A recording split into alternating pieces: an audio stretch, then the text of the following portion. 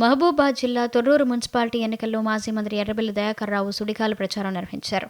ఈ ఎన్నికల్లో తొర్రూరు మున్సిపాలిటీని కైవసం చేసుకుంటామని ధీమా వ్యక్తం చేశారు. ప్రతి ఇంటికి పోయినా కూడా కేసీఆర్ గారిని పోగొట్టుకున్నాం, దయాకర్ రావు గారిని పోగొట్టుకున్నాం అనే బాధ వ్యక్తం చేస్తున్నారు. రేవంత్ రెడ్డి గారి మోసల మాటలతో, అబద్ధ మాటలతో మోసపోయారు. ఏ ఇంటికి పోయినా కూడా మాకు పెన్షన్ 2,000 4,000 చేస్తున్నాడు, 60,000 అప్పు పడ్డాడు. మహిళలు 2,500 చేస్తున్నాడు, 70,000 అప్పు పడ్డాడు. మా బిడ్డ పెళ్లికి తులం బంగారం వస్తాను, అదే కొట్టిండు. రైతు బంధు ఎక్కువ. మీరు చేసిన రోడ్లు, మీరు చేసిన పనులే ఉన్నాయి. మళ్ళీ మీరు మంజూరు చేసిన కూడా ఆఫ్ చేయడం జరిగింది.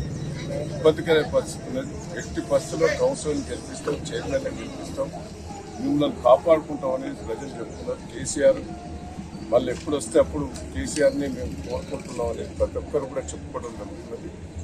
ఈ రేవంత్ రెడ్డి బోకర్ మాటలు ఇవాళ వచ్చింది ఎమ్మెల్యే గెలిచి 2.5 సంవత్సరాలు అవుతాయి.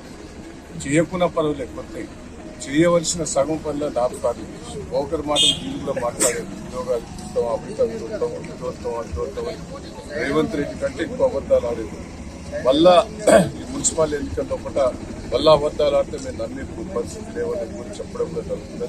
మేము కూడా ఇచ్చిన బీఫామ్, కేసీఆర్ గారు బీఫామ్ కూడా కేసీఆర్ గారు చేసిన పనుల కానీ బీఫామ్ ఇచ్చాం, వాటిల కానీ బీఫామ్ ఇచ్చాం. ప్రజలకు కూడా తెలవాలి.